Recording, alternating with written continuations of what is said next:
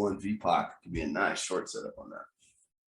Just takes a little while. If we can get up into 33.80 for that piece. Damn, we couldn't have got that any better.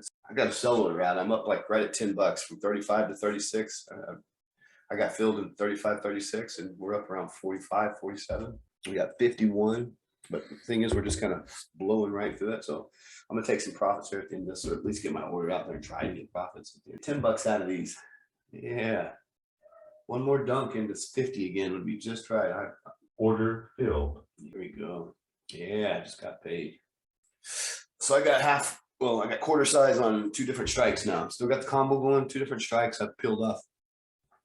I'm gonna try to hang on to, the quarter size on 1 strike as long as I can until I see absolute reversal price action. So I'm looking for one more dip, one more low. I'm gonna sell everything into strength on 1 strike, and the other one I'm going to hang on to with a stop and just either let it take me out on the bounce or milk it for all it's worth. Order filled. Oh, just got paid on those. I'm out.